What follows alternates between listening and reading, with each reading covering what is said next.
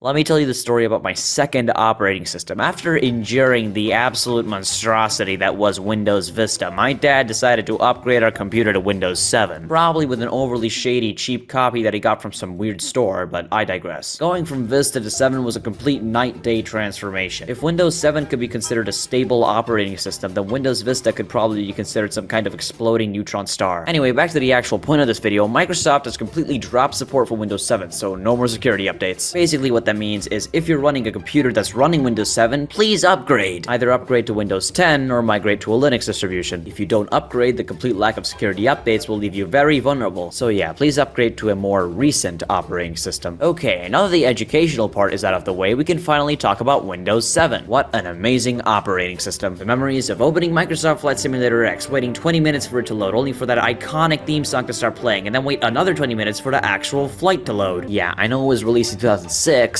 but there wasn't a sequel yet, until now at least. And no, that doesn't count! Another aspect of Windows 7 was that it was still bundled with completely unnecessary software. Anybody remember Windows Media Center? It was one of those media playback things that was so popular in the 2000s. You were supposed to either plug your computer into a TV or broadcast a video to an Xbox 360. I never understood exactly what it was, I just thought the interface looked funny. And then there was the most terrifying thing of all of the Windows 7 era, games for Windows Live. Apart from the fact that it distributed Microsoft Flight, games for Windows Live has quite possibly the worst interface ever and literally never works. Anyway, besides playing video games, another fun program to use with Windows 7 was Windows Movie Maker. Windows Movie Maker came packaged with pretty much every version of Windows since XP, and 7 wasn't an exception.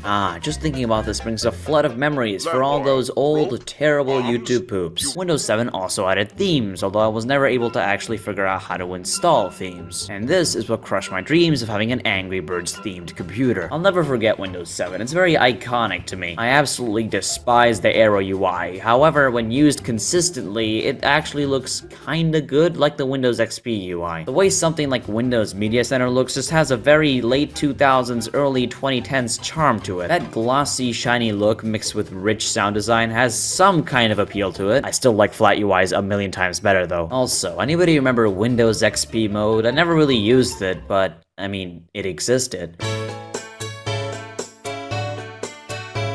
I think the only thing I could possibly ever do to honor Windows 7 is make a beautiful painting in Microsoft Paint.